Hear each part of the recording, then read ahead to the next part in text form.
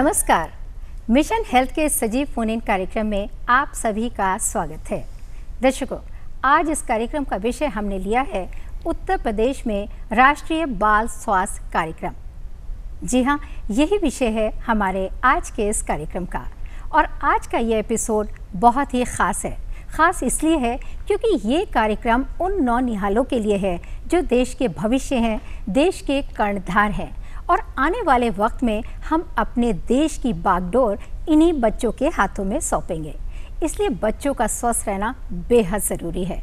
साथियों, राष्ट्रीय बाल स्वास्थ्य कार्यक्रम सरकार की एक विशेष पहल है जिसका उद्देश्य है नवजात से लेकर 18 साल तक के बच्चों की जन्मजात या जन्म के बाद होने वाली बीमारियों का इलाज किया जाता है और वो भी बिल्कुल फ्री, यानी कि निःशुल्क।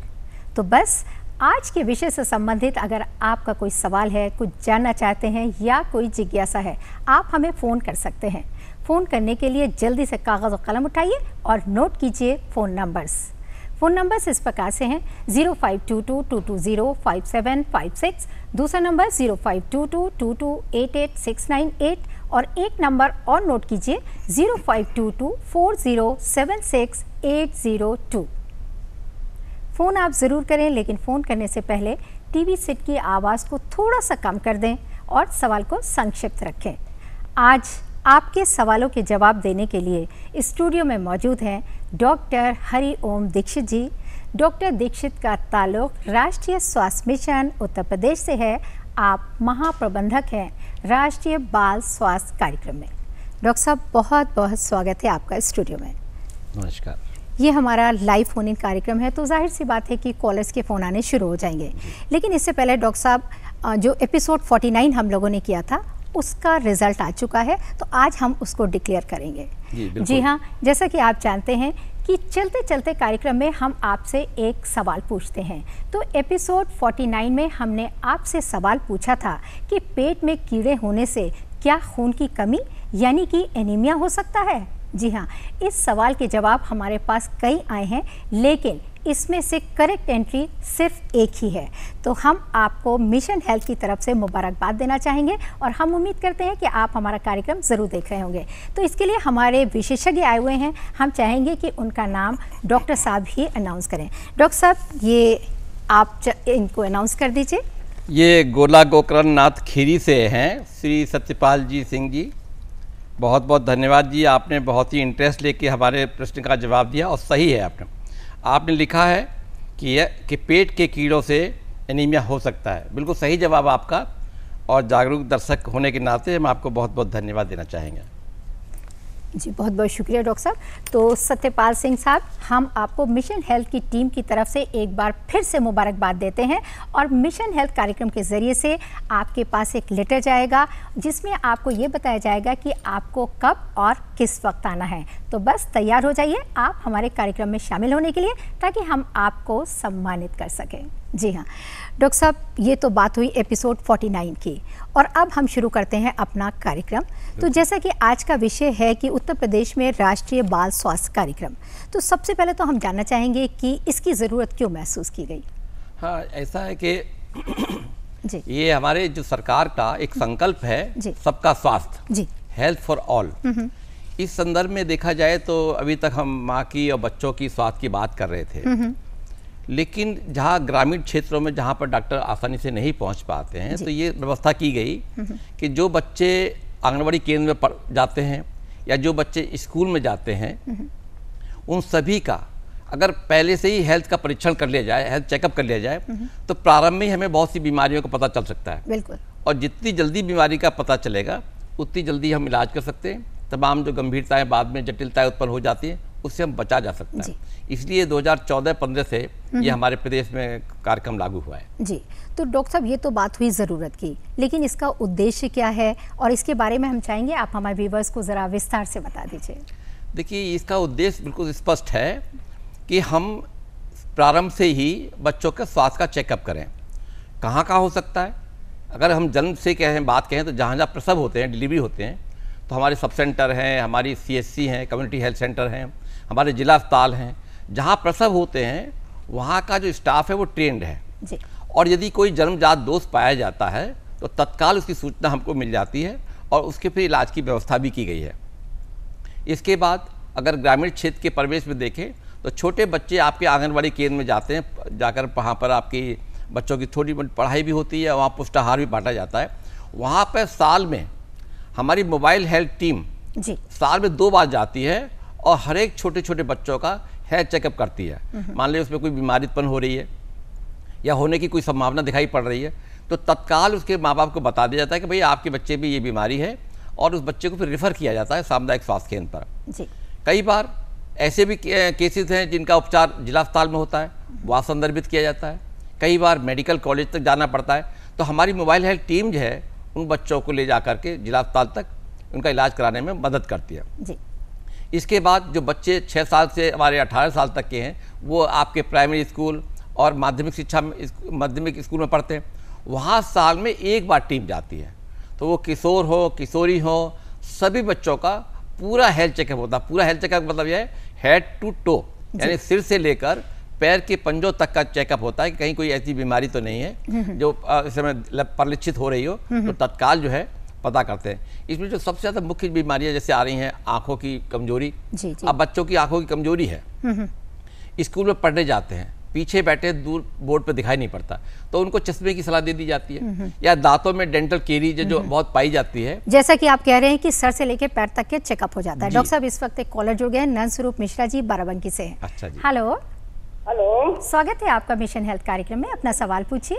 हाँ नमस्ते मैडम, मेरा नाम नंदस्वरूप है, बाराबंकी गांव का। नमस्ते। मैं जानना चाहता हूँ जो छोटे बच्चे होते हैं घड़े के समान होते हैं, बिल्कुल। तो उनको जो है सामाजिक आर्थिक और दिमागी और पढ़ाई लिखाई शारीरिक सब जो है ये किस प्रकार से मजबूत किया जाए जिससे वो जो है भारत के बढ़िया अच्छे से रत्न बन सकें। बहुत सही सवाल है मिश्रा जी आपका।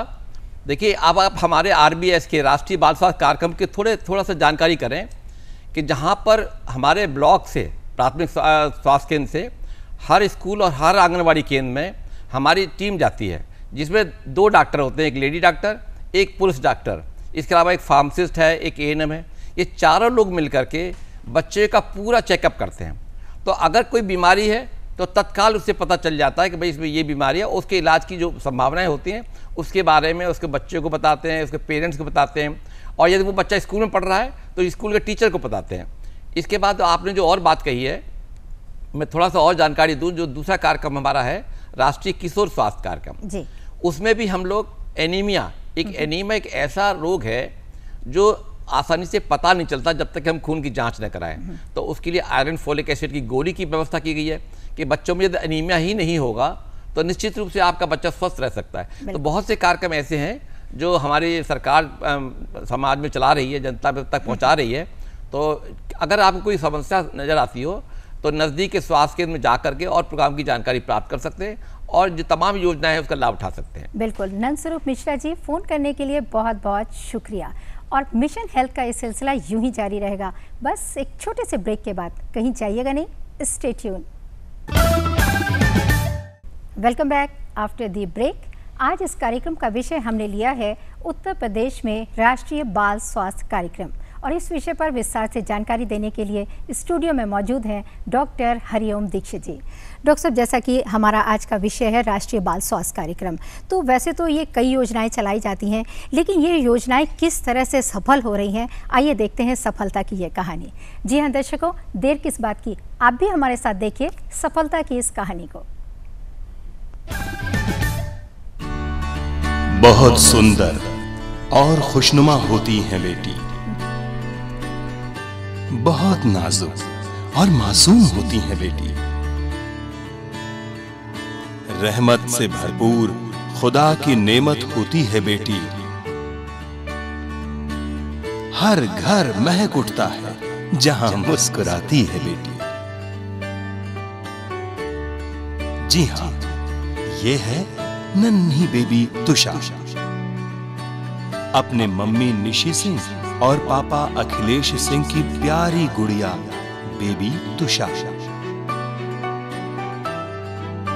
जिसकी तोतली बोली इन्हें सुमधुर गीतों से ज्यादा भरी लगती है।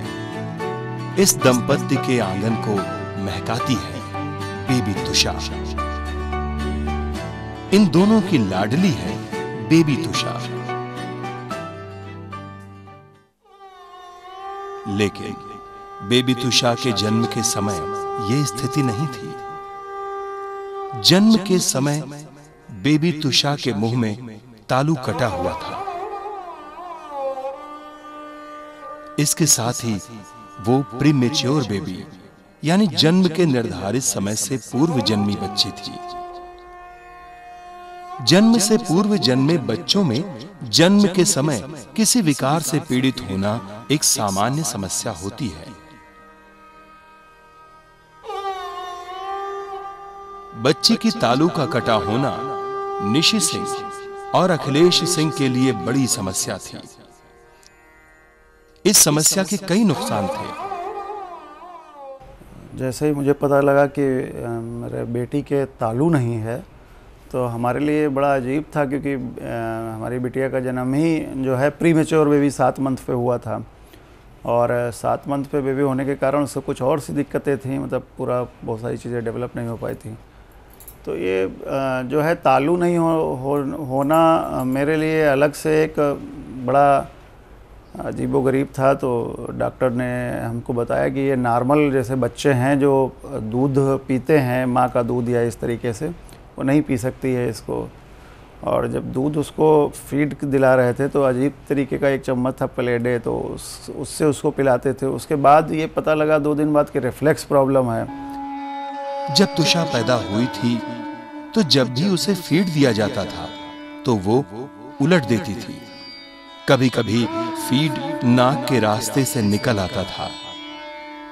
तालू ना होने की वजह से फीड के श्वास नली में भी जाने का भय बना रहता था, जो कि एक जानलेवा स्थिति थी।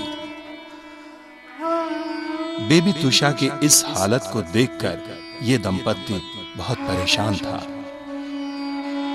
इन्हें कुछ समझ में नहीं आ रहा था कि ये दोनों क्या करें क्या ना करें।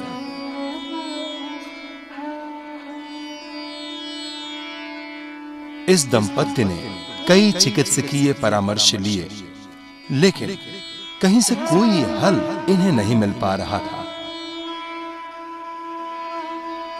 कहीं से पता चला कि तुषा को फीड करने के बाद एक खास स्थिति यानी 30 डिग्री पर गोदी में लेकर बैठे रहें तो इस स्थिति में बच्ची को लिए रहने से फीड के निकलने की संभावना कम रहती है। दंपत्ति ने इस सुझाव को भी अपनाया तो ये दोनों बारी बारी से बच्ची को रात दिन इसी स्थिति में लिए रहते ताकि बच्ची को जो फीड दिया गया है वो बाहर ना निकले। लेकिन ये भी कोई स्थायी निदान नहीं था। बच्ची की समस्या तो जस की तस थी। 24 घंटे बच्ची को गोद में एक खास स्थिति में लिए रहना भी संभव नहीं था।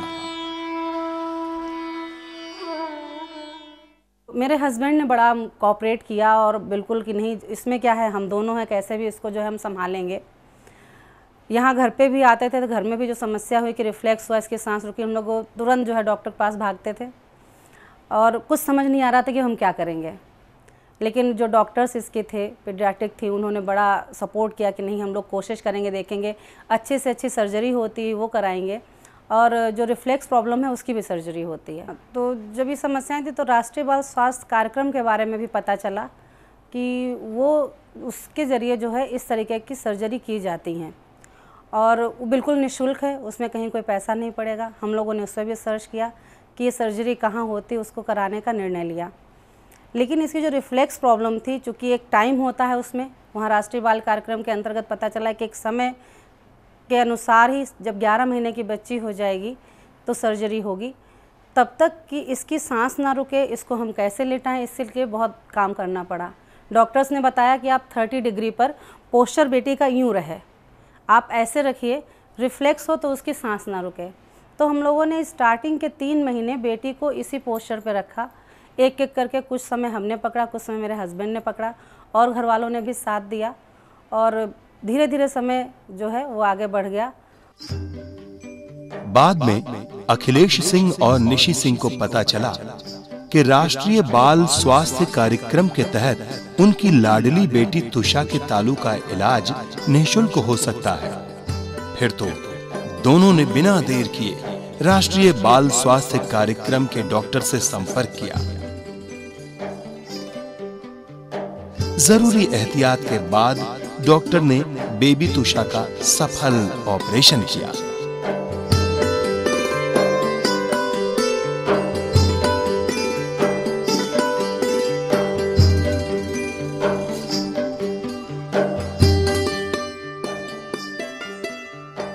बेबी तुषा के तालू के सफल ऑपरेशन के बाद अखिलेश सिंह और निशी सिंह बहुत खुश हैं। अब तुषा आराम से खा पी लेती है और उसे कोई परेशानी नहीं होती है। वो सामान्य रूप से खेलती है। अब वो थोड़ा बहुत बोलने भी लगी है। उसकी ग्रोथ भी सामान्य ढंग से हो रही है। बेबी तुषा को सामान्य जीवन देने के लिए ये दंपति राष्ट्रीय बाल स्वास्थ्य कार्यक्रम का धन्यवाद देना नहीं भूलता।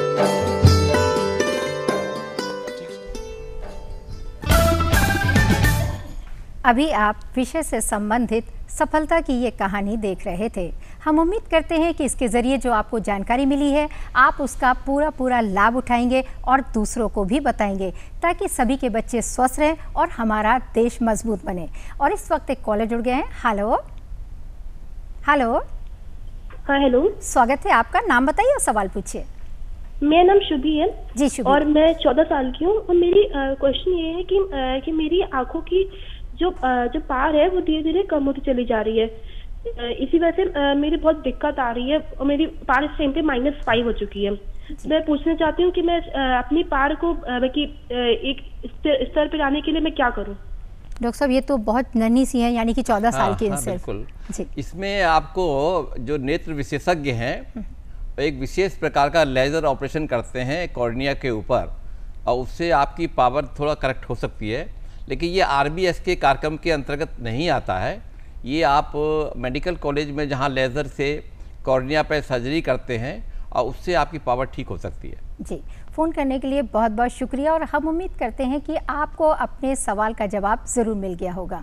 डॉक्टर साहब जैसा कि अभी हम लोगों ने सफलता की एक कहानी देखी और ये बेबी तुषा जिसके तालू में कटा हुआ था और राष्ट्रीय बाल स्वास्थ्य कार्यक्रम के अंतर्गत इसका इलाज सफल किया गया, इसके बारे में आपकी क्या प्रतिक्रिया है? देखिए, आपने इतनी अच्छी कहानी देखी है। इसी प्रकार से बहुत से ऐसे बच्चे होते हैं जिनके दिल में छेद होता है, कंजेनाइटल हार्ट डिजीज है, या कई बार उनके बच्चों के पैदाइशी पैर मुड़े हुए हैं, क्लब फुट जिसे बोलते हैं, या कंजेनाइटल कैटरैक्ट है, मोतियाबिंद है।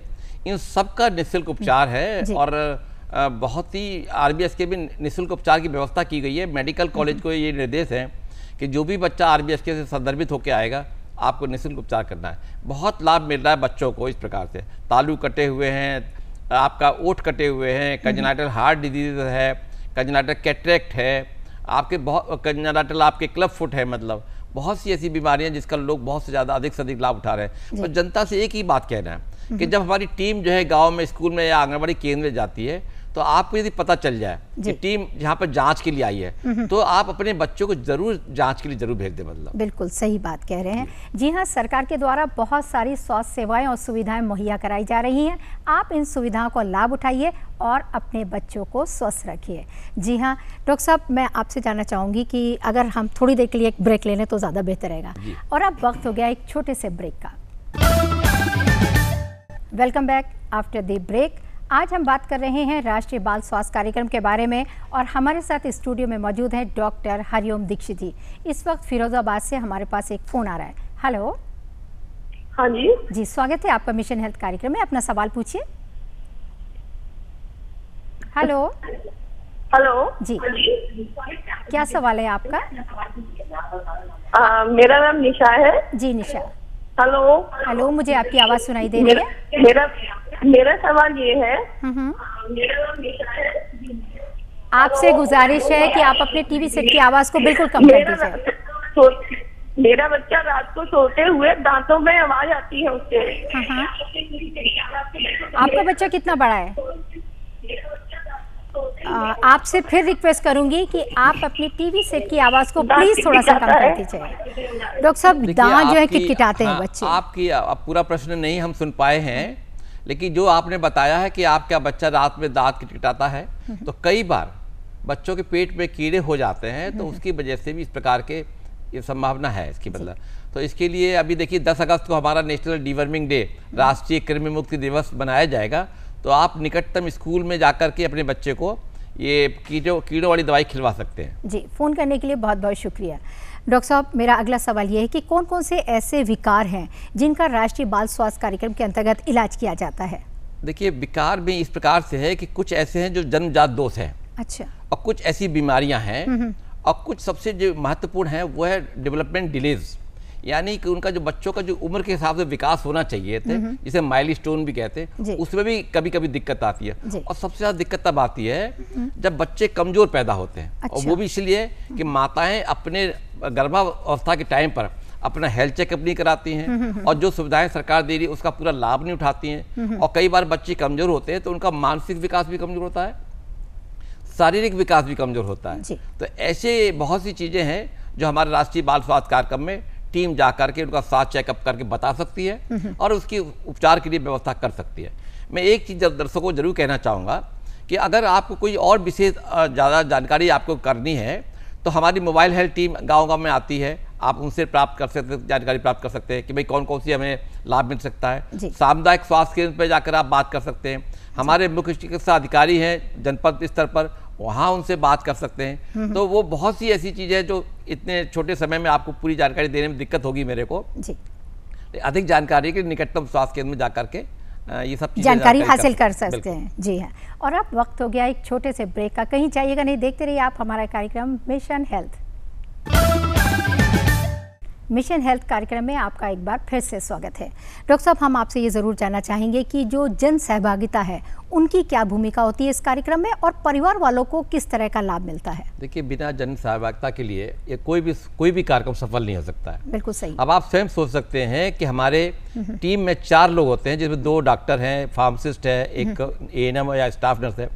आपके गाँव तक, आपके घर तक पहुँचती है, और यदि आप फिर भी आप उसका लाभ न उठाते हैं तो ये थोड़ा सा अजीब सा लगता है कि देखिए डॉक्टर पहुंच रहा है और वो स्कूल में पहुंचा है, पता लगा बच्चे कम मिल रहे हैं, या आंगनवाड़ी केंद्र पे पहुंचा है तो वहाँ बच्चे नहीं मिल पा रहे हैं। तो ऐसी अवस्था में समुदाय को ये चाहिए कि आपको ये जानकारी कर लेनी चाहिए कि आपके गाँव में टीम कब आ रही है, और सभी बच्चों को भेज करके अपने बच्चों के हेल्थ चेकअप करा लीजिए, जो वो आपको राय देते हैं, जो सलाह देते हैं, उसका लाभ उठाइए। जी डॉक्टर साहब, बहुत ही महत्वपूर्ण आपने जानकारी दी, थैंक यू सो मच।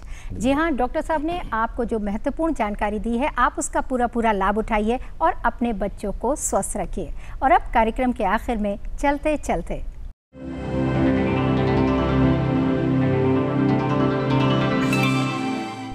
जैसा कि आप जानते हैं कि इस कार्यक्रम के आखिर में हम आपसे एक सवाल पूछते हैं, तो बस वक्त हो गया है, जल्दी से कागज़ और कलम उठाइए और नोट कीजिए आज का सवाल। हमारा आज का प्रश्न है, राष्ट्रीय बाल स्वास्थ्य कार्यक्रम के तहत क्या मोबाइल हेल्थ टीम के माध्यम से भी इलाज किया जाता है? जी हाँ, यही सवाल है, और इस सवाल का जवाब आप हमें जल्द से जल्द डाक या ईमेल के ज़रिए लिख करके भेज सकते हैं। इसके लिए नोट कीजिए आप हमारा पता और ईमेल।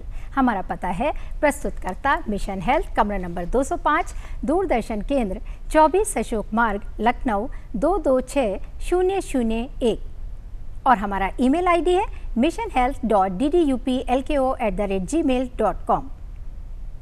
आप हमें खत ज़रूर लिखें, हमें आपके ख़त का बेसब्री से इंतज़ार रहेगा। और इसी कामना के साथ आपके बच्चे स्वस्थ रहें, सुखी रहें, हंसते रहें, मुस्कुराते रहें, और आप मिशन हेल्थ कार्यक्रम ज़रूर देखते रहें। इसी के साथ डॉक्टर साहब, मैं आपसे भी विदा लेती हूँ। आप स्टूडियो में आए और हमारे व्यूवर्स को इतनी इंपॉर्टेंट जानकारी दी, थैंक यू सो मच।